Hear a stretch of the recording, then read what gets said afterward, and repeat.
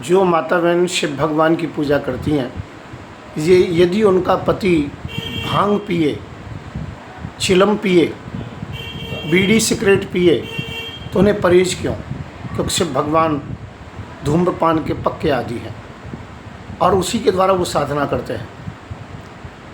जो माता बहनें कभी भैरव बाबा की पूजा के लिए गई हैं या भैरव बाबा की या देवी माँ की जैसे काली माँ की प्रति श्रद्धा रखती हैं, तो यदि उनका पति शराब पिए, बियर पिए तो दिक्कत क्या है? आप उन्हीं देवी देवताओं की पूजा करो जो नशा से मुक्त हैं और अपने परिवार को ज़्यादा से ज़्यादा नशा से मुक्त रखें। नशा कभी भी आपको सही रास्ता नहीं दिखाता है।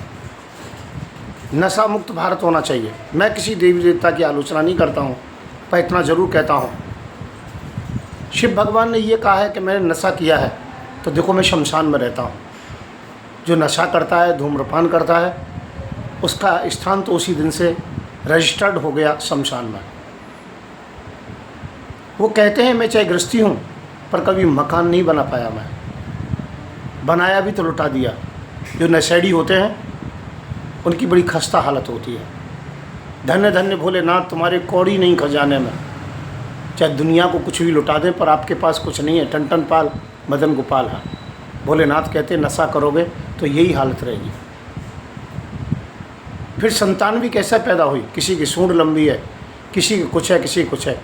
यदि नशेड़ी व्यक्ति को बच्चा पैदा कर भी लेगा भूल में, पहले तो उसे होश होता ही नहीं, पीने के बाद घर पहुंच जाता है, सो जाता है मुंह फाड़ के। पत कभी चलो हो आ भी गया और गर्भ रह भी गया तो विकृत संतान पैदा होगी, टेढ़ी मेढ़ी संतान पैदा होगी। शिव भगवान कहते हैं कि यदि आप नशा करोगे तो मेरी तरह परिवार हो जाएगा। ध्यान रखें, नशा से मुक्त भारत होना चाहिए।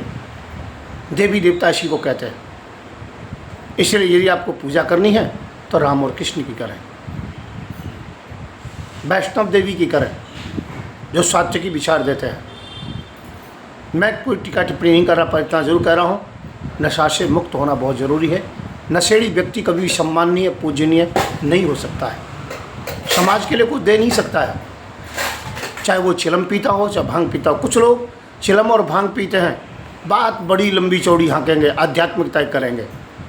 कुछ लोग भागवत गद्दी पर बैठ जाते हैं, कुछ लोग भजन गाने बैठ जाते हैं, और कुछ लोग तो जागरण में भी बियर और शराब पी करके गाते हैं। ऐसे लोगों का बहिष्कार करें, चाहे वो कथावाचक हों, चाहे वो सामाजिक हों, चाहे वो राजनेता हों। अर्थात नशा मुक्त भारत होना चाहिए। धन्यवाद, नमस्कार, जय श्री राम।